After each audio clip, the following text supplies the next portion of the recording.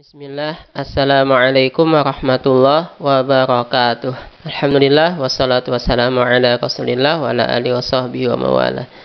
Allahumma inna nas'aluka ilman nafi'a wa amalan mutaqabbala wa rizqan wasi'an halalan thayyiba wa shifaan min kulli da'in wa saqam.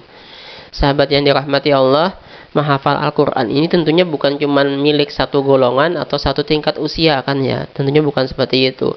Bukan cuma milik anak-anak atau cuma anak muda atau hanya milik remaja, tidak. Tapi siapapun kita, siapapun dari kaum muslimin itu berhak dan bisa menghafalkan Al-Quran. Maka bagaimanapun kondisi kita, kita akan bisa menghafalkan Al-Quran, baik kita tua ataupun muda, baik kita sibuk ataupun tidak, baik kita dalam kondisi normal ataupun kekurangan. Nah, maka yang pengen saya sampaikan pada hari ini adalah alasan-alasan buat orang tua agar semangat menghafalkan Al-Quran, agar mau menghafalkan Al-Quran. Nah, alasan pertama kenapa orang tua harus menghafalkan Al-Quran, karena Allah menjamin dalam surat Al-Qamar 4 kali, walaqad yassarnal Qur'ana lidzikri fahal mim muddakir. Dan sungguh telah kami mudahkan Al-Quran itu untuk diambil pelajaran atau untuk dihafalkan. Maka siapa yang mau mengambil pelajaran? 4 kali Allah sampaikan, 17, 22, 32, 40 dalam 4 ayat. Nah, dalam ayat ini tidak ada pengecualian. Allah nggak ada menyampaikan walaqad yassarnal Qur'ana lidzikri illa li orang tua. Nggak ada kayak gitu. Sungguh telah kami mudahkan Al-Quran untuk mengambil pelajaran, untuk diambil pelajaran, kecuali untuk orang tua. Nggak ada pengecualian. Pokoknya siapa yang mau ngambil pelajaran, siapa yang mau menghafalkan Al-Quran pasti akan mendapatkan kemudahan dari Allah. Semuanya itu, baik dia muda ataupun tua. Nggak ada Allah bilang yang bisa menghafalkan Al-Quran, mudah menghafalkan Al-Quran itu cuma anak muda, nggak ada. Orang tua sekalipun kalau mau dan berusaha dan selalu berpegang kepada Allah pasti akan bisa menghafalkan Al-Quran. Ini alasan yang pertama. Nah, alasan yang kedua, sahabat, orang tua itu sebetulnya lebih menghargai hafalannya dibandingkan anak muda. Orang tua itu sebetulnya lebih menghargai apa yang dihafalkannya dibandingkan anak muda. Kalau anak muda ngapalin sejuz, 2 juz, 3 juz, 4 juz biasa buat mereka. Santai aja gitu. Lewat aja buat mereka. Tapi ketika seorang yang sudah berusia lanjut, orang yang sudah lumayan usianya menghafalkan Al-Quran, gak usah dapat 1 juz. Dapat seperempat juz aja dari An-Naba sampai At-Takwir. Dia bisa sujud syukur tuh. Udah, kalau udah selesai dan lancar dari An-Naba sampai At-Takwir itu. Bisa nangis tuh orang tua. Kalau bisa menghafalkan seperempat juz. Apalagi bisa hafal setengah juz. Apalagi bisa hafal sejuz, 2 juz. Menghargai sekali hafalannya. Kalau anak muda mungkin sujud syukur kalau udah selesai 30 juz. Kalau yang sudah tua mungkin sudah setengah juz, 1 juz juga udah sujud syukur. Sudah senang sekali mereka.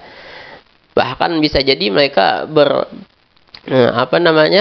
bernazar kalau hafal setengah juz ngasih ini gitu, bisa jadi kan, karena saking berharganya hafalan itu buat orang tua. Sementara anak muda biasa aja. Maka sebetulnya hafalan ini pas banget buat orang tua karena mereka menghargai sekali dengan apa yang mereka hafalkan. Nah, yang ketiga, sahabat, alasannya karena orang tua itu lebih pengen memperdalam, lebih pengen memahami apa yang dihafalkannya dibandingkan anak muda. Kalau anak muda ya lanjut aja biasanya. Hafalin selesai juz 30, 29 selesai 28, 27, atau selesai juz 1, juz 2, juz 2, juz 3, juz 4, 19, 5, terus kayak gitu aja biasanya. Jarang anak-anak muda itu yang mau membaca terjemah, apalagi membaca tafsir atau mendengarkan kajian dari makna ayat yang dihafalkannya, jarang. Tapi orang tua, semangat sekali mereka. Ketika menghafalkan 1 halaman saja, mereka bisa berkali-kali orang tua itu membaca terjemah kandungan dari apa yang dihafalkannya. Sampai bahkan mereka bisa meneteskan air mata. Jadi mereka penasaran, pengen tahu dari makna yang dihafalkannya, kandungan dari apa yang dihafalkannya, dan akhirnya dengan itu kan mendorong mereka untuk mengamalkan apa yang dihafalkan.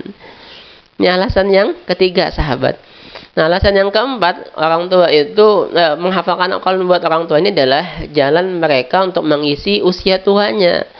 Banyak orang bingung kan ya mengisi usia tua, apalagi yang biasa kerja kemudian pensiun.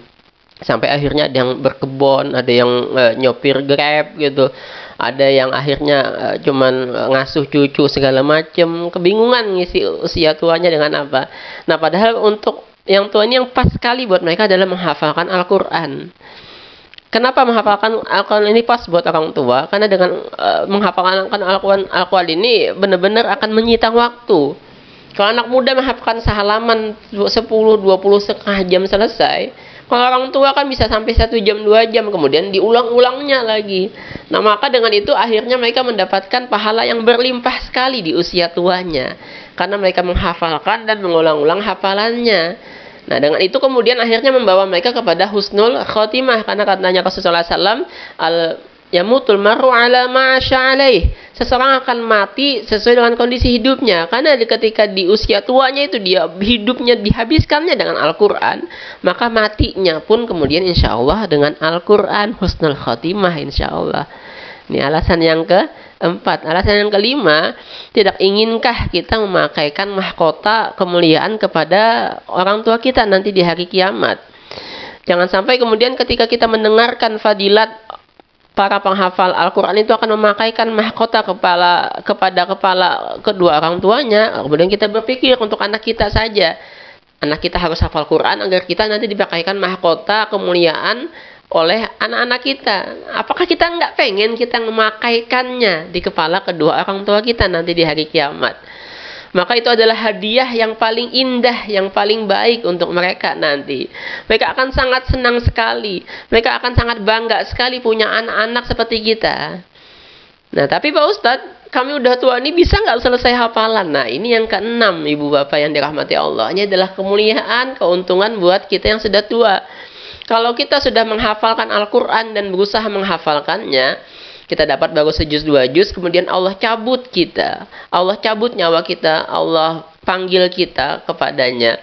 Nah, maka kita dihitung sebagai mereka yang sudah hafal 30 juz Al-Quran. Kenapa seperti itu? Karena kita pengen menghafalkan 30 juz dan kita sudah berusaha menghafalkannya. Tapi karena memang usia kita yang belum nyampe, karena Allah terlanjur memanggil kita, maka kita insya Allah akan dikumpulkan di bagian mereka yang sudah hafal 30 juz. Dan orang tua kita akan mendapatkan kemuliaan seperti mereka yang sudah hafal 30 juz itu. Ini yang keenam. Yang ketujuh, sahabat. Ini adalah cara memperbaiki kesalahan kita kepada kedua orang tua kita. Saat orang tua kita masih hidup, kita pernah salah dengan mereka. Maka saat kita hafalin Al-Quran mereka di dalam kuburnya nih ya, mereka akan mendapatkan kiriman pahala terus dari kita anak-anaknya. Kalau kita membaca Al-Quran, tiap kali kita membaca Al-Quran, tiap kali kita menghafalkan Al-Quran, maka orang tua kita akan mendapatkan kiriman pahala terus. Maka dengan ini orang tua kita akan ridho di dalam kuburnya kepada kita anak-anaknya yang pernah dulu bersalah atau menyakiti hati mereka. Mereka akan sangat senang sekali. Demikian sahabat yang dapat saya sampaikan. Semoga kita bersemangat terus menghafalkan Al-Quran. Karena menghafalkan Al-Quran ini bukan cuma buat anak-anak muda tadi, tapi juga buat mereka yang sudah sepuh, yang sudah tua. Insya Allah semoga terus bersemangat kita. Subhanakallahumma bihamdik, asyhadu an la ilaha illa anta, astaghfiruka wa atubu ilaik. Wabillahi taufiq wal hidayah. Wassalamualaikum warahmatullahi wabarakatuh.